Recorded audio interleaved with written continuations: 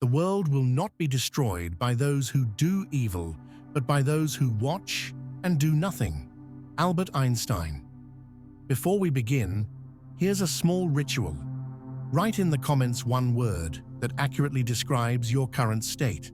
Sign it, and let's get started. This is not a story about history. This is not a lesson in politics or a tale about the past. This is a mirror, a reflection of the darkest parts of the human soul, a dive into something that never disappears, the hunger for power, the fear of chaos, and the desire to control. When people hear the name Hitler, they think of a monster, a villain, something alien. But the truth is far more disturbing. He was not some foreign force. He was human.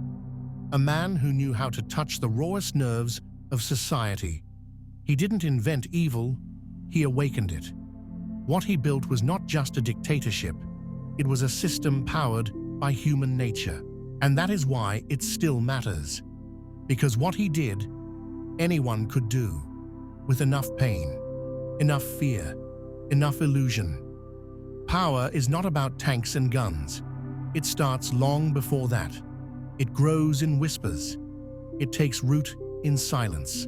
The real battlefield is attention, emotion, identity. Hitler didn't conquer countries first. He conquered minds.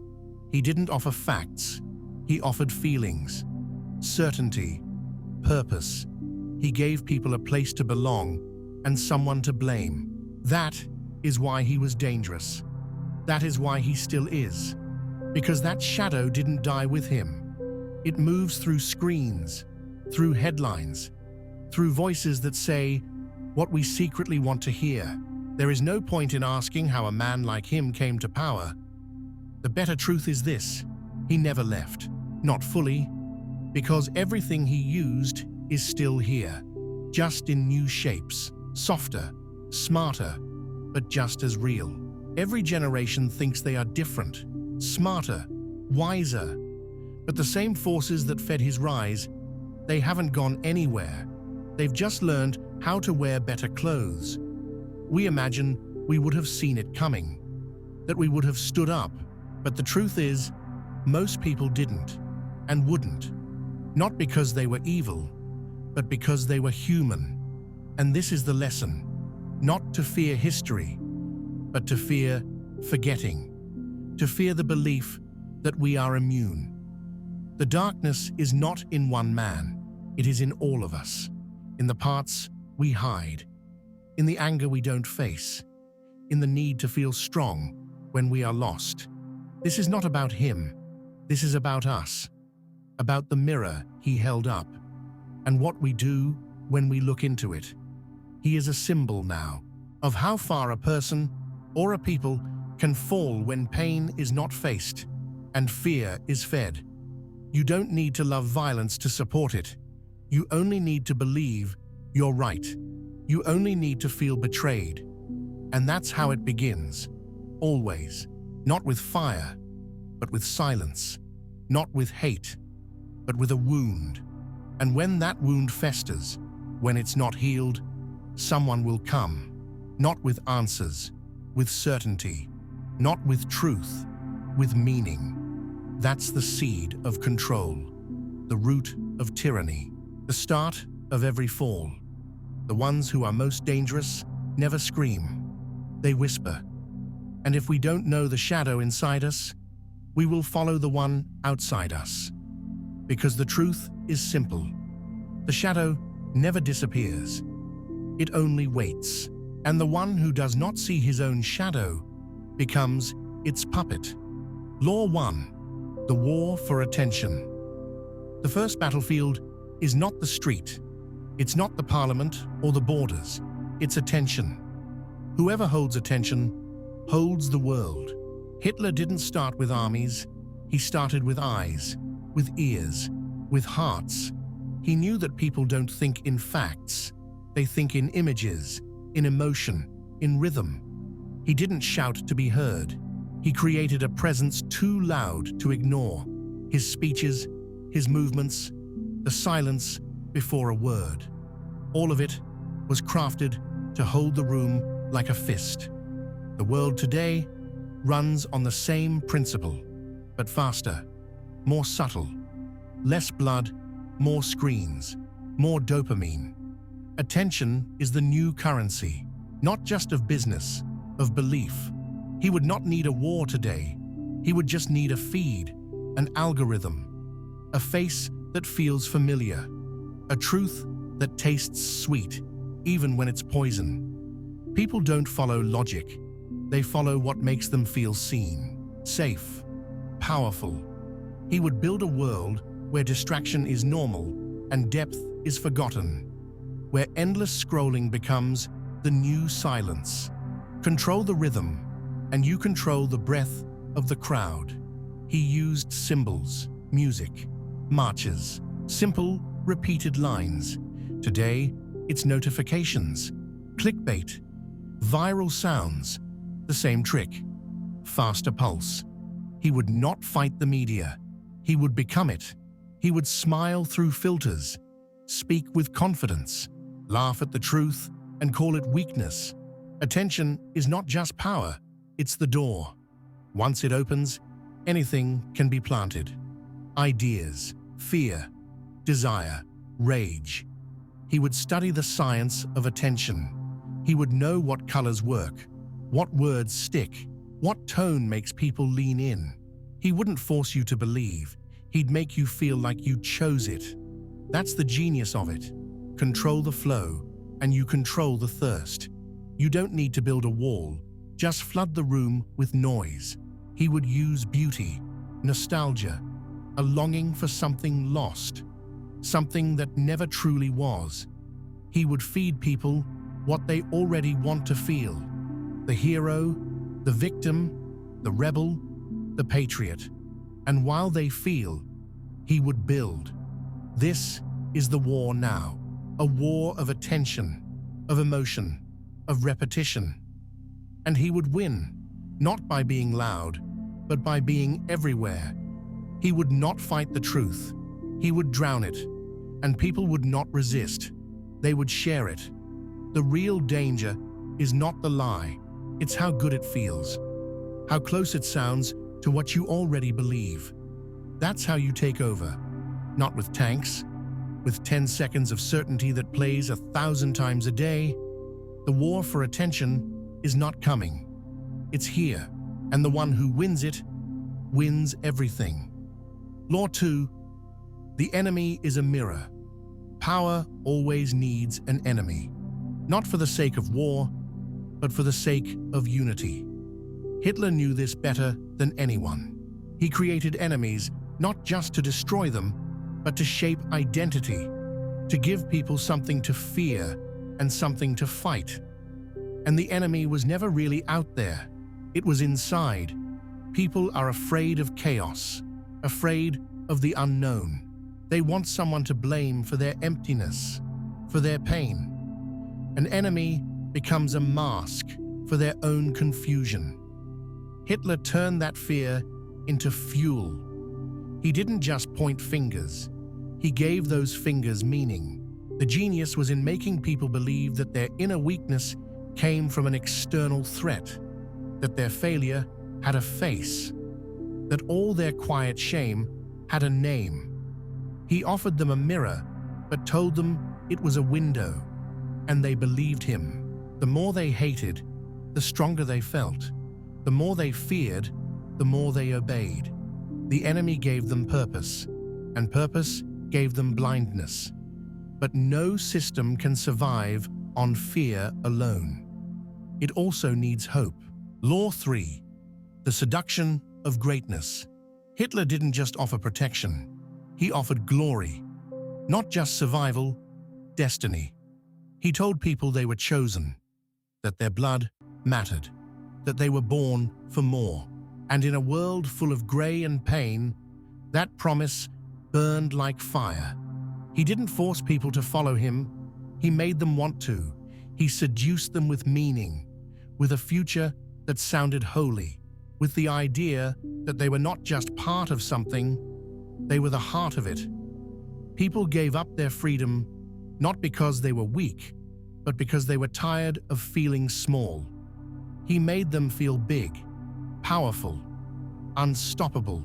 He promised to erase their shame, to rebuild what was lost, to make them proud again. And that kind of pride is addictive. It makes people forgive anything, even horror, even death.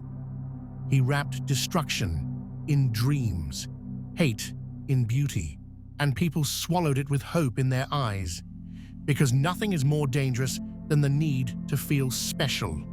That's how he did it, not with terror, but with vision, not by commanding the body, but by seducing the soul.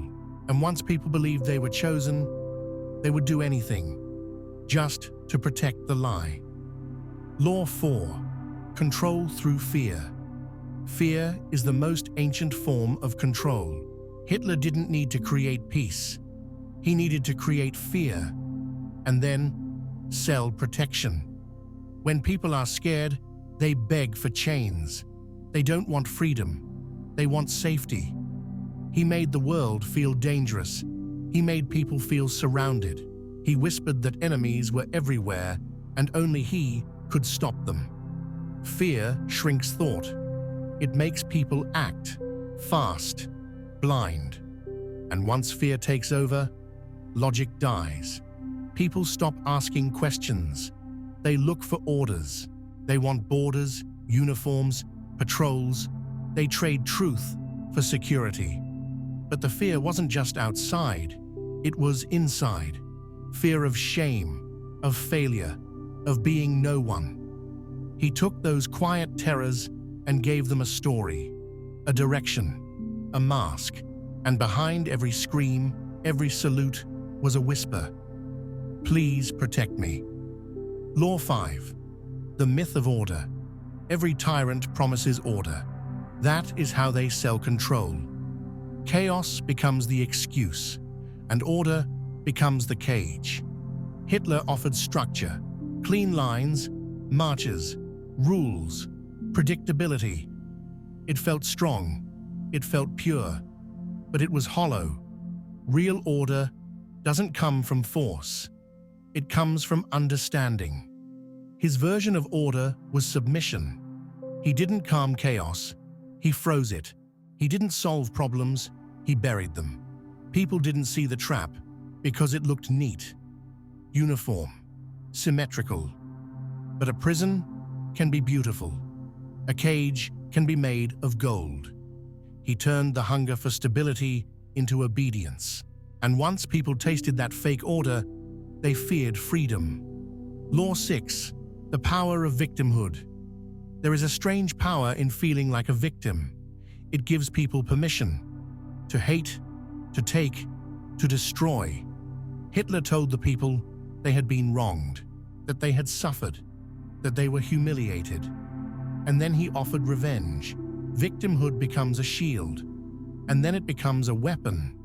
People start to believe that their pain justifies anything. He used that belief like firewood, burning it again and again to heat the engine of violence. And once people believe they are victims, they feel pure.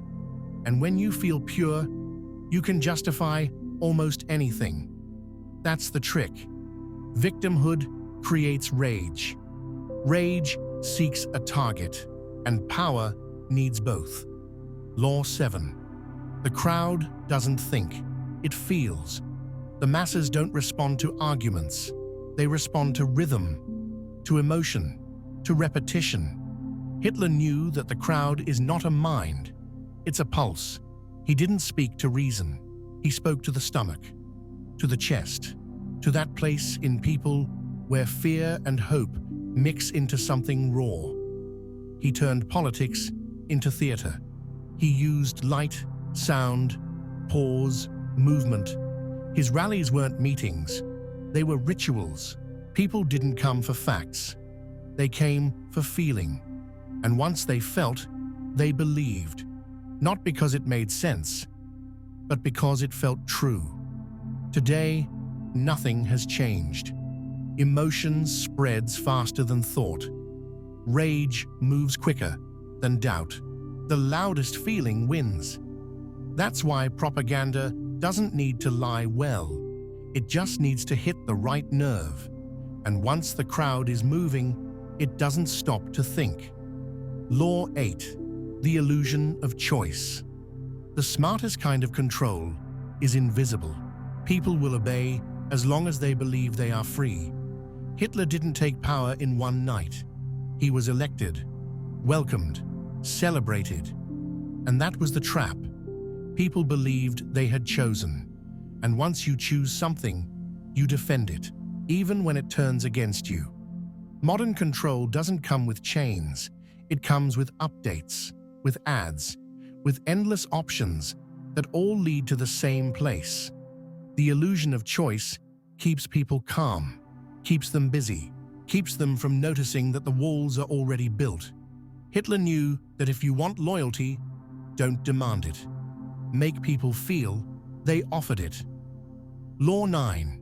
Symbols are stronger than bullets. A bullet kills the body. A symbol kills the doubt. Hitler didn't just lead, he branded. Every gesture, every flag, every phrase was calculated. He understood that the unconscious mind doesn't speak words, it speaks images. The swastika, the salute, the chants. They bypassed logic. They became sacred, not to be questioned, only to be obeyed. Symbols create unity. They create myth, and myth is stronger than truth. Even today, a logo can move millions. A slogan can reshape a country. A color can divide a people. He made symbols into weapons, and they lasted longer than his army. That's why real power isn't loud. It's deep. It's the quiet belief beneath the noise. Law 10. Power doesn't exist, only the belief in it. Power isn't real. It can't be touched, stored, or weighed. It doesn't sit in thrones or offices. It lives in belief, in perception, in the silent agreement of millions of minds. Hitler didn't take power. He made people believe he already had it, that he was chosen. That resistance was hopeless. That history was on his side. He understood that most people don't want truth. They want certainty. They don't want to lead. They want to follow someone who looks like they know where they're going. He built his image like a monument. Cold, calm, untouchable, not loud, inevitable. And the more people believed, the more they obeyed. The more they obeyed, the more others believed. A perfect loop.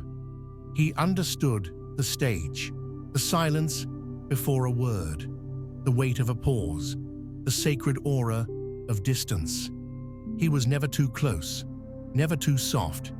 He became a myth in real time. The real trick wasn't domination. It was surrender, volunteered by the masses. He didn't grab the mind. He made the mind kneel.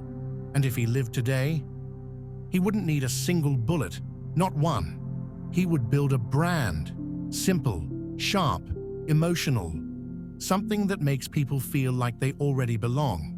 He would show his face rarely, but each time, with impact. A sudden silence in the noise, a message that feels like truth, even if it isn't, especially if it isn't. He would speak about pain, about lost greatness, about the need to rise again. He would never ask people to fight. He would make them feel like they're already at war. He would use algorithms like generals. He would test which words make people angry, proud, afraid, and he would use them in the perfect order, again and again, until the audience isn't thinking, just reacting. He would not ban freedom, he would drown it. In entertainment, in conflict, in shallow outrage, he would make people tired, numb, hungry for someone to take control. And when they're tired enough, he would appear, not as a tyrant, but as a relief. He wouldn't shout, he wouldn't rage, he would smile, calm, certain. The world is broken, he'd say. I can fix it. You don't need to think, just follow. And millions would. because his greatest weapon was never hate. It was comfort. He gave people a script, a role, a meaning. He told them they were part of something eternal. He gave them someone to blame and someone to become. That's the deepest secret. Control isn't taken, it's offered by people too afraid to stand alone, too unsure to think for themselves. And all it takes is a face, a phrase, a fear, repeated just enough to become real. He wouldn't lead with force.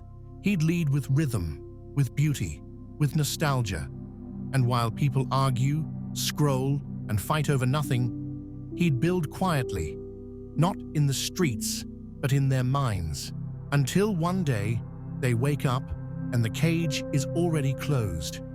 But here's the truth, the terrifying, liberating truth. It's not about him. It never was.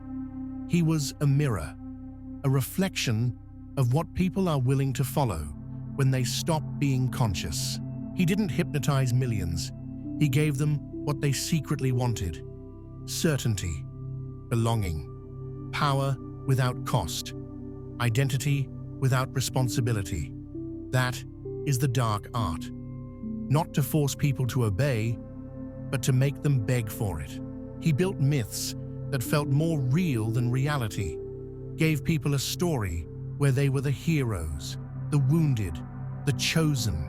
He offered salvation, not from others, but from themselves, from their doubts, their failures, their quiet, aching emptiness. And that's how he ruled half the world.